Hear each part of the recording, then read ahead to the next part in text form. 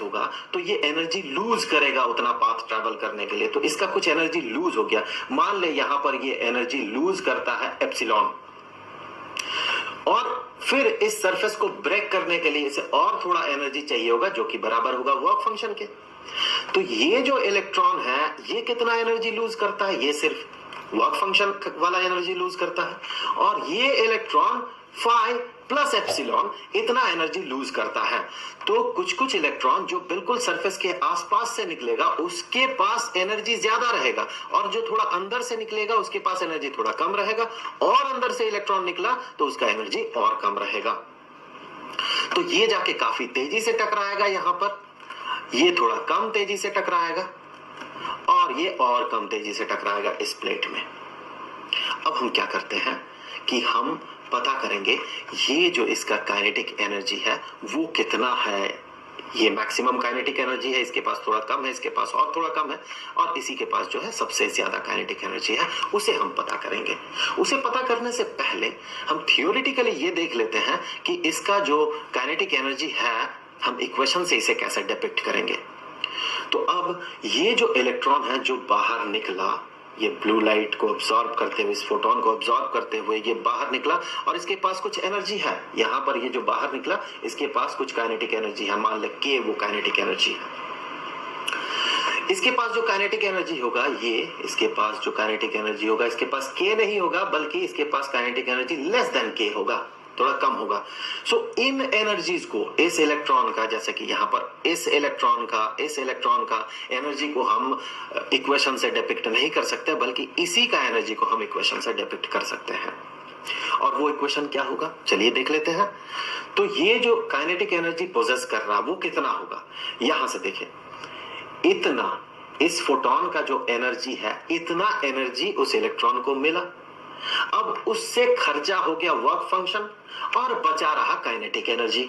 तो हम ये कह सकते हैं कि जो एनर्जी उसे मिला, तो इसका जो फ्रीक्वेंसी है, ब्लू लाइट का जो फ्रीक्वेंसी मान लीजिए न्यू है, तो जो एनर्जी उसने अब्सॉर्ब किया वो तो एच न्यू है, ये बराबर होगा इस इलेक्ट्रॉन का काइनेटिक एनर्जी।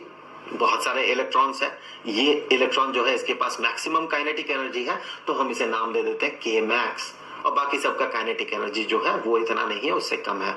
तो ये किसका बराबर होगा, ये अब्सॉर्ब हुआ, कुछ खर्चा हो गया इलेक्ट्रॉन का, और बचा रहा ये काइनेटिक एनर्जी के मैक्स।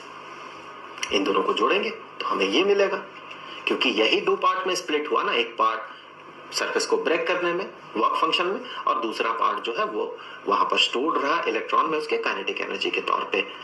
तो यही है आइंस्टाइन का फोटो इलेक्ट्रिक इक्वेशन। थोड़ा आगे और बढ़ जाता है एक स्टेप तो और बेहतर फॉर्म बनेगा। यहां पर यहां जो फाई है इसे सब्स्टिट्यूट कर दे इससे, तो हम कह सकते हैं कि h nu is equal to h nu not plus maximum kinetic energy.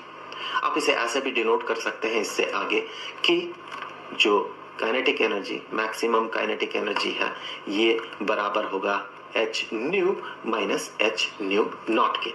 सो ये आइंस्टाइन का फोटो इलेक्ट्रिक इक्वेशन है। तो यहां से हम आगे बढ़ते हुए यदि ये देखेंगे कि इस थ्योरी से किस तरह से मिलिकन ने प्लैंक्स कांस्टेंट का वैल्यू पता किया था, तो ये हो गया आइंस्टाइन का photo electric equation, Einstein's photo electric equation, photo electric